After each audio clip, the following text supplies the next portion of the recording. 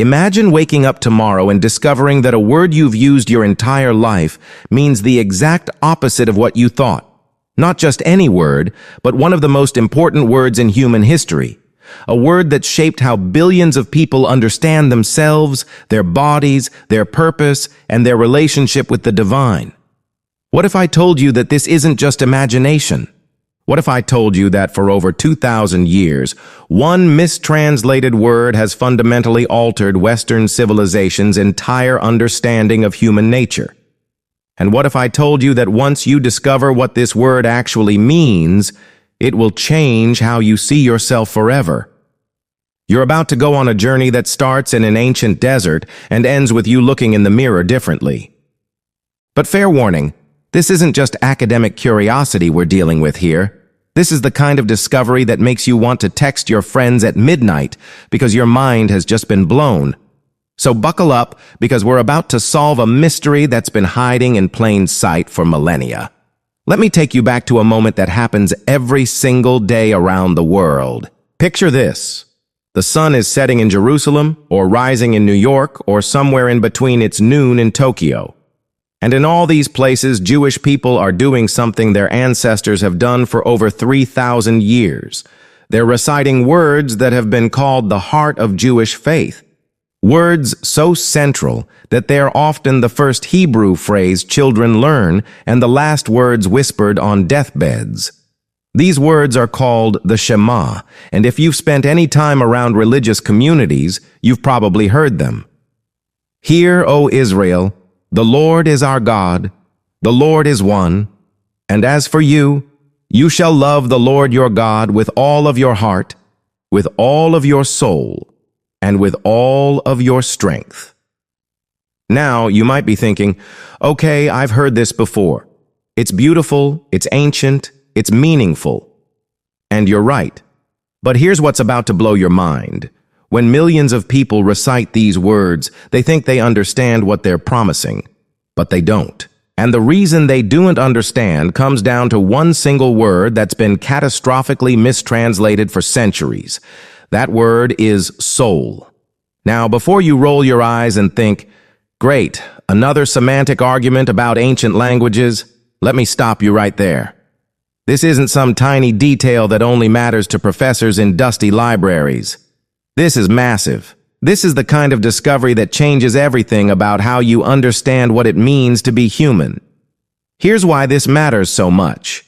When you hear the word soul, what comes to mind? Be honest. You probably picture something like a ghost, right? Some invisible, immortal essence that lives inside your body like a prisoner in a jail cell, waiting to be released when you die. Maybe you imagine it floating upward, finally free from the messy, limiting constraints of physical existence. Am I close? If so, you're not alone. That's exactly what most people think of when they hear soul. And here's the thing. That entire concept, that whole way of thinking, comes from ancient Greek philosophy. Specifically, it comes from this idea that Plato and others developed about the soul being this non-physical, immortal essence that's trapped in your body like a ghost in a machine. But here's what's going to shock you. This Greek idea is completely, utterly, totally foreign to the Bible. It's not what the Hebrew writers meant at all. In fact, it's almost the exact opposite of what they meant. So how did this happen? How did Greek philosophy hijack our understanding? It happened gradually, as early Christian theologians like Augustine tried to make biblical faith intellectually respectable to Greek-educated audiences. They borrowed Plato's language and concepts, thinking they were just finding better ways to explain biblical truths. But over centuries, the borrowed concepts became the dominant framework, until most Christians forgot there had ever been a different way of thinking. What started as translation became transformation, and the Hebrew vision got buried under layers of Greek assumptions. So what did they mean? Well, that's where our detective story really begins. The Hebrew word that gets translated as soul is nephesh. And before we go any further, let me tell you something that's going to sound almost ridiculous at first. This word appears over 700 times in the Old Testament. 700 times. That means translators have had 700 opportunities to figure out what it actually means. And yet somehow, we've been getting it wrong for centuries. Now you might be wondering, how is that even possible? How do you mistranslate a word 700 times? Well, that's where this story gets really interesting, because the answer reveals something fascinating about how ideas spread and how assumptions become so deeply embedded that we forget their assumptions. The most basic, literal meaning of nephesh is throat. Not soul, not spirit, not some ethereal essence. Throat, the physical part of your body that air and water and food pass through to keep you alive. Let me show you what I mean with some examples that are going to make this crystal clear. When the Israelites were wandering in the wilderness, hungry and thirsty and complaining to Moses, they said something that sounds really strange in our English translations. They said, "We remember the fish we ate in Egypt for free, the cucumbers, the melons, the leeks, the onions, and the garlic, but now our nephesh has dried up." Now, if you read that with our modern understanding of soul, it sounds weird, right? Their souls have dried up? What does that even mean? But if you understand that nephesh means throat, suddenly it makes perfect sense. These are people dying of thirst in the desert. Their throats have literally dried up. They're not talking about their immortal essences. They're talking about being desperately, physically thirsty. Or here's another example that's going to make you see the Bible completely differently. When Joseph was sold into slavery in Egypt, the text says his nephesh was put into iron shackles. Again, if you think of nephesh as soul, that's confusing. How do you put a soul in shackles? But if nephesh means throat, if it refers to the physical part of Joseph's body, then it makes perfect sense. Iron shackles were clamped around his neck, around his actual throat, the very passage through which his life breath flowed. Are you starting to see how this changes everything? But we're just getting started, because nephesh doesn't only mean throat. This is where it gets really beautiful and profound. See, your throat isn't just any random body part. It's the gateway between your inner world and the outer world. Everything that keeps you alive, air, water, food, passes through your throat. And everything that expresses your inner life, your voice, your breath, your words, also passes through your throat. In ancient Hebrew thinking, your throat was like the center of your entire existence, the place where life enters and leaves your body. And because of this, nephesh expanded beyond just meaning the physical throat to mean your entire living, breathing existence, your whole self as a living creature. This is why the Bible can say there were 33 nephesh in Jacob's family, 33 people, 33 living beings, not 33 disembodied souls, but 33 whole persons. Now, this is where things get really interesting, and I want you to pay close attention because this next point is going to fundamentally shift how you understand human nature. In the Bible, people don't have a nephesh. They are a nephesh. You don't possess a soul that's separate from your body. You are a living soul. You are a breathing, physical, embodied creature, and that's not a problem to be solved or a limitation to be escaped. That's exactly what you're supposed to be. Let me give you some more examples that are going to drive this point home. In the Torah, a murderer is called a nephesh slayer. Not a body killer or a soul destroyer, but a nephesh slayer, someone who kills a whole person, a complete living being. A kidnapper is called a nephesh thief, someone who steals not just a body, but an entire existence. And here's something that might surprise you even more. Both humans and animals are called living nephesh in the Bible. That's right. The same word that describes you also describes the birds and fish and land animals. They're all living nephesh, living, breathing creatures. The difference isn't that humans have souls and animals don't. The difference is in the kind of nephesh we are, the kind of living beings we are. When a human or animal dies, the Bible doesn't say their nephesh goes to heaven or disappears into some other realm. It says the nephesh remains, but now it's called a dead nephesh, a corpse. The word doesn't change. The state changes. From living nephesh to dead nephesh. Now, I know what some of you are thinking right now. You're thinking, wait a minute, what about life after death? What about heaven? What about the soul surviving after the body dies? And these are great questions, important questions. Here's the thing. While the biblical authors definitely believe in some form of existence after death, when they talk about it, they rarely use the word nephesh. They have other ways of describing that hope, that mystery. But nephesh? Nephesh is about this life, this body, this breathing existence right here, right now. This completely changes how we read some of the most beautiful passages in Scripture. Let me show you what I mean. In Psalm 119, most English translations read, "Let me live that I may praise you." But in Hebrew, the poet literally says, "Let my nephesh live that it may praise you." By using nephesh, the poet is emphasizing that it's not just their mind or their spirit that offers praise to God, it's their entire embodied existence, their throat, their breath, their voice, their whole living being. Or think about the Song of Songs, that beautiful collection of love poetry. Throughout the book, the young woman refers to her lover as the one my nephesh loves. Now, if you think of nephesh as an ethereal soul, that might sound overly spiritual for a love poem, but if you understand that nephesh refers to her entire embodied existence, suddenly it makes perfect sense. Love isn't just an intellectual or spiritual experience. It's something that activates your whole body, your entire being. When you're in love, your heart races, your palms sweat, your stomach gets butterflies, your whole nephesh is involved. This helps us understand the absolute brilliance of biblical poetry, where writers could pack multiple meanings into a single word. Take Psalm 42, one of the most famous passages in the Bible.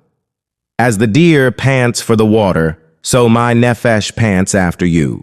My nephesh thirsts for the living God." Now, watch how this works on multiple levels. On a physical level, your throat can be thirsty, just like a deer's throat. The poet is using a concrete bodily experience that everyone understands. That desperate thirst when you're dehydrated, when your throat feels like sandpaper.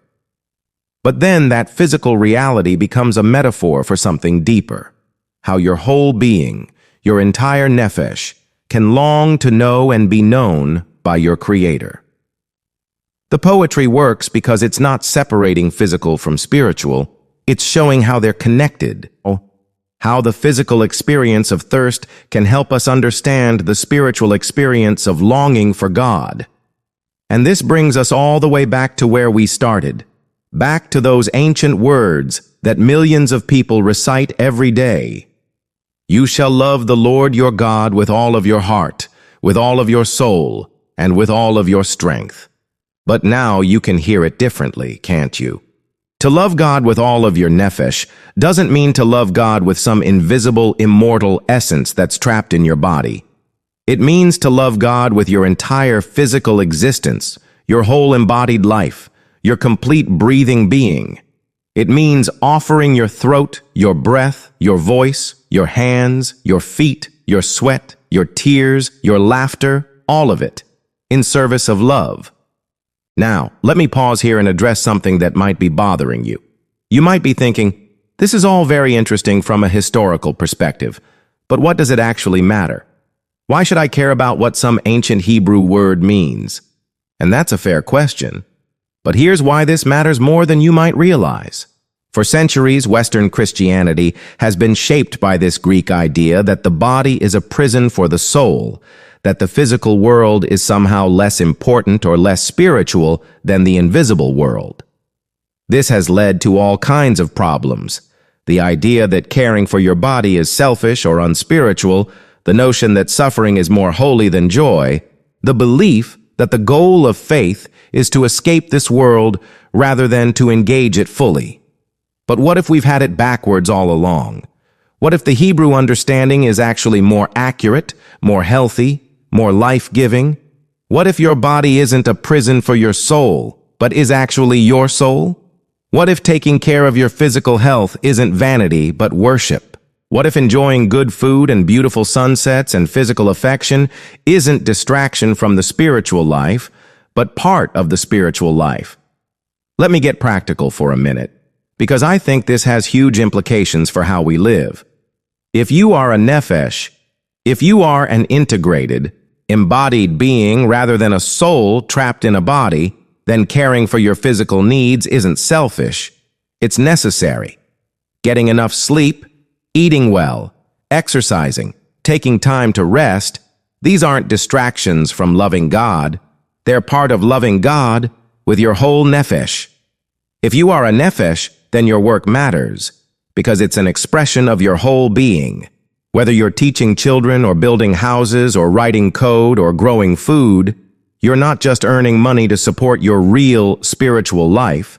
Your work is part of your spiritual life, part of how your nephesh engages with the world. If you are a nephesh, then your relationships aren't just emotional or spiritual connections, they're whole person connections.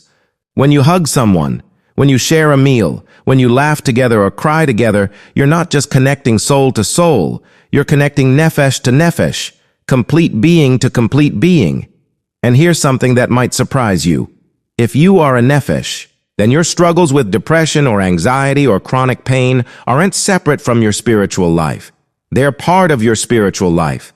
They're part of what it means to be a finite, physical, vulnerable creature in a complex world. You don't have to apologize for having a body that sometimes breaks down, or a mind that sometimes struggles. You do not have to pretend that the spiritual you is somehow separate from and more important than the physical you. You are one integrated being, and all of you, including the parts that hurt, is precious. This is radically different from how many of us have been taught to think about ourselves. We've been taught to see ourselves as divided beings, spirits trapped in flesh, souls yearning to escape our bodily limitations. But the Hebrew vision is so much more hopeful, so much more whole. You are not a ghost haunting a machine. You are not a prisoner in a cell. You are a nephesh, a living, breathing, embodied creature made in the image of God, and your physicality isn't a bug in the system. It's a feature. Now, let me take this even further, because I think this has implications that reach beyond just personal spirituality. If humans are nephesh, if we are integrated, embodied beings rather than souls temporarily stuck in bodies, then how we treat bodies matters. How we treat the environment matters because we're not separate from the physical world.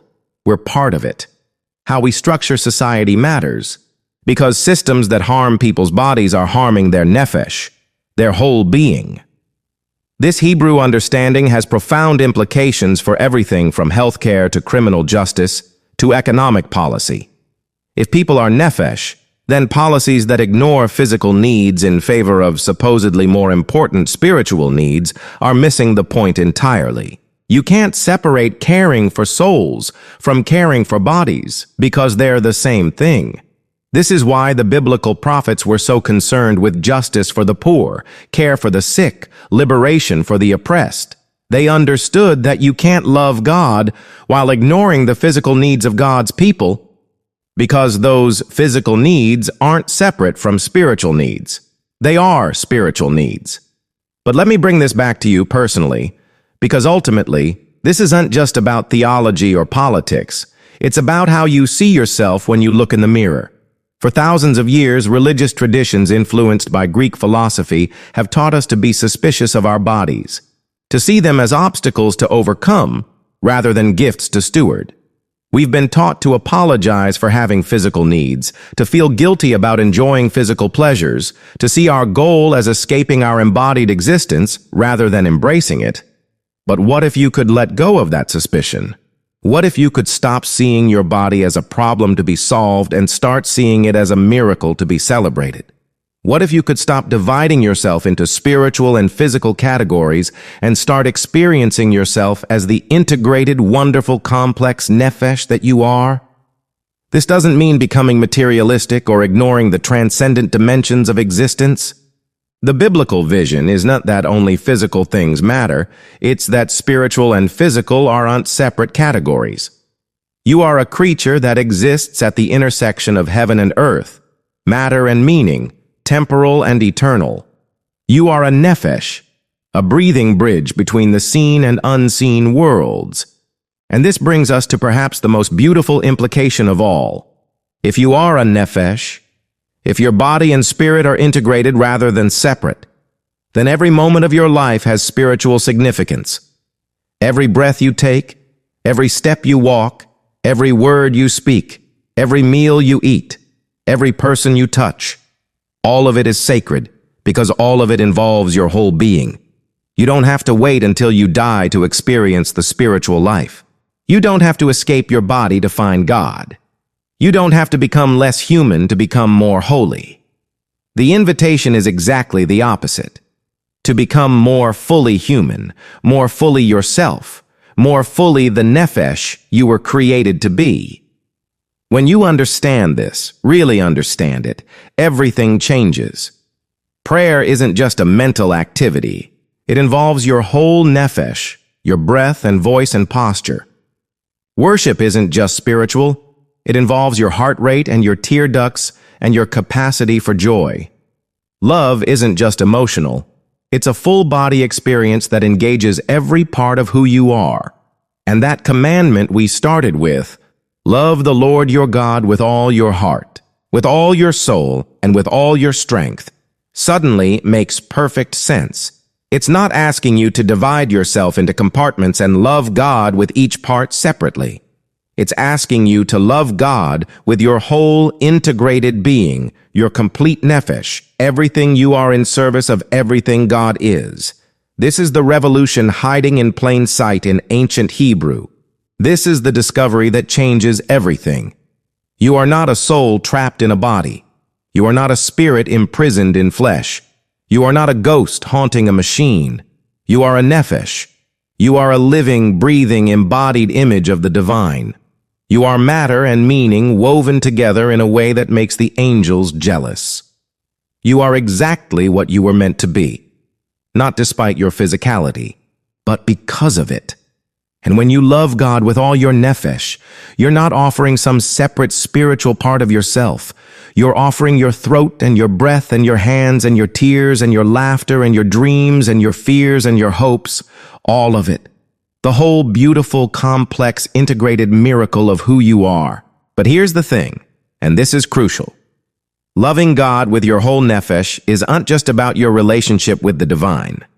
The ancient Hebrew understanding connects this directly to how you treat other people. Because if you are a nephesh, then so is everyone else. When the command says to love God with all your nephesh, it naturally flows into loving your neighbor as yourself, because you recognize that your neighbor is also a complete, integrated, embodied being deserving of the same holistic care and respect. This is why you can't separate loving God from loving people. You can't offer your whole nephesh to God while ignoring the physical needs of other nephesh around you. The throat that thirsts, the body that hungers, the person who needs shelter or healing or justice. They're not separate from spiritual concerns. They are spiritual concerns because every person is a nephesh, a whole being whose physical and spiritual needs are inseparable. That's what loving God with all your soul really means. That's the Hebrew word for soul. And that's the invitation that's been waiting for you all along. Not to escape your humanity, but to embrace it so fully that it becomes a prayer, a worship, a love song offered with every breath and extended to every nephesh you encounter. The ancient Hebrews knew something we forgot. The sacred isn't found by fleeing the physical. It's found by fully inhabiting it. Your nephesh isn't a prison for your soul. Your nephesh is your soul, and it's exactly what God is asking you to love with, in service of loving both the divine and every other nephesh walking this earth.